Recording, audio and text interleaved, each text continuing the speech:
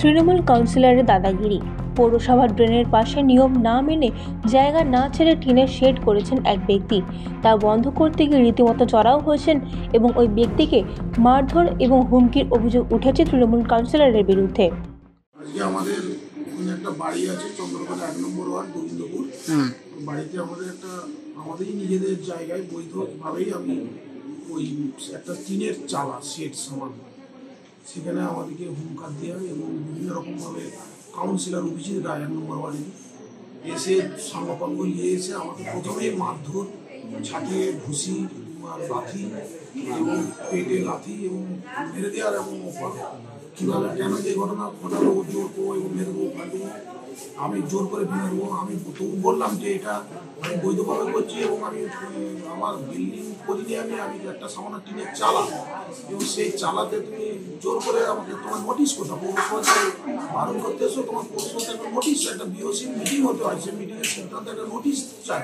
সেই নোটিশ আমাকে তো তুমি দাও, তুমি নোটিশ দাও, দিলে আমি তোমার ওখানে যাবো, সেখানে তোমরা যা সিদ্ধান্ত সর্বসম্মতি তোমরা যাবো মেনে নেবো, কিন্তু আমি কোনো নোটিশও দেবো না, কিছু করবো না, মেরে ফাড়বো বলে সব ভেঙে গুড়ি দেবো বলে আমাদের তো বিরাট মাধ্যম নিজেই কাউন্সিলর একদম মানে কি বলবো, মানে অকথ্য ভাষায় গালিগালাজ, মানে অসৎ অভিযোগ যে আমি বৈধভাবে কাজ করছি, অভিযোগটা অসৎ, যাতে তোলাবাজ পয়সা দাও, নাহলে তোমাকে চালা করতে দেবো, এটাই ঘটনা বলতে আমি আমার ওখানে ওষুধ দোকান আছে গোবিন্দপুরে, আমার পাশে একটা আমার বাড়ি করেছি, ওই বাড়িতে আমি নার্সিংহোম ডাইমেনশনে করবো বলে আমি কনস্ট্রাকশনের কাজ করছি। কনস্ট্রাকশনের কাজ বলতে কিছুদিন আগে ড্রেন হয় পৌরসভার, দুদিকে কোনো পৌরসভার ড্রেন মানে যে জায়গায় আমার খুঁড়ি দিয়ে আছে ওই জায়গার দিকে ওকে পাঁচিল টেনে দিয়েছে। কিন্তু আমি তখন বলেছিলাম যে ওই দিকে ড্রেন করছেন, তাহলে ড্রেন করলে ওইদিকে তো জলটা ওই দিকে নামবেই করো, পাশে তো পাঁচিল হয়ে গেছে। তখন বলছে সে বললে হবে না, আমাদের এখানে ফাঁকা পাইছে সেখানে করো, আমি এটা করো।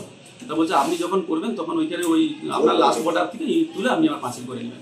তো তখন আমার নার্সিংহোমের সিদ্ধান্ত থাকে, যখন নার্সিংহোম করছি আমি, তাহলে আমি দেখলাম যে আমি ইটেরগুলো পাঁচিল করবো না, আমি একটা টিনের চাল আমি অস্থায়ী সেট করি। তাহলে সেটটা যথারীতি আমি সেট করেছি, সেট আমার হাত ছাড়া হয়ে গেছে কি, আমি ওই আমার নিজের জায়গার ভিতরে আমি সেটের 4টা এমনি লোড বার দিয়ে খুঁটি করেছি, অন্য কিছু না, যে কোনো পিলার গেড়েছি, কোনো কিছু না। হ্যাঁ, ইয়েতে হঠাৎ করে আমাকে অভিযোগ আগের দিন জেনে আমার সেট হয়, আমাকে ফোন করে বলে প্রাপ্ত এটা কী করছো না, এরকমভাবে তোমাকে অবৈধ ব্যাপার আছে, অবৈধ তো নয়। আর অবৈধ কিসের অবৈধ না, বলছে না ওইভাবে এখন করা যাবে না, আগে যা হয় যে আমি কাউন্সিলর থাকাকালীন ওইভাবে করা যাবে না, যে এরকম উল্টাপাল্টা করে বলে। বলছে আমি বলছি ওইটা ধরুন করছে না, তাতে বলছে আচ্ছা প্রাপ্ত ওইটা না করে তুমি এক কাজ করো, একদিন থেমে যাও না, আমার সাথে বসবে, আমি তোমাকে যা বলার বলে দেবো। মানে আমি বুঝতে পারলাম ওদের এবার একটা তোলাবাজি তো সিস্টেম আছে, সেই সিস্টেমে যাচ্ছি। মারধর এবং চড়া হওয়ার ঘটনাটি পুরোপুরিভাবেই মিথ্যা ঘটনা। এবং আমি প্রথম আজ থেকে 3 দিন আগে যখন অবৈধভাবে ওই ট্রাস্ট করে লোহার, আমি এলাকার মানুষের কাছে খবর পেয়ে আমি স্পটে যাই এবং তাকে শান্তিপূর্ণভাবেই আমি ভদ্রভাবেই বলি, দাদা এই তোমার নির্মাণটা ঠিক হয়নি, তুমি পৌরসভার ইঞ্জিনিয়ারের কথা শুনে তার ইনস্ট্রাকশন নিয়ে সেইভাবে সঠিকভাবে তুমি কাজ করবে। সেই মোতাবেক পরের দিন আবার শুনি সে পৌরসভার ইঞ্জিনিয়ার তো দূরস্থ, কাউকে না জানিয়েই গায়ের জোরেই প্রায় যা টাস্ট করেছিল তার অর্ধেকাংশের বেশি অংশ সে টিন দিয়ে ছেয়ে নেয়।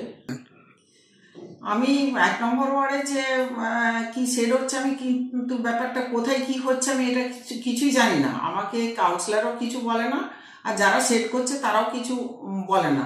এবারে আমার কাছে লিখিত অভিযোগ অবশ্যই আসতে হবে, আমি সেটা অবশ্যই আমার ওভারসিয়ারকে পাঠাবো এবং আমিও সেটা তদন্ত করে দেখব। আমি এই কি ঘটনা ঘটেছে আমি সেটা আমার কাছে কোনো অভিযোগই নেই। পশ্চিম মেদিনীপুর থেকে নিজস্ব প্রতিনিধির রিপোর্ট, ANM নিউজ। আরও খবরের আপডেট পেতে সাবস্ক্রাইব করুন আমাদের ইউটিউব চ্যানেলটি আর বেল আইকনে ক্লিক করুন নোটিফিকেশনস পেতে।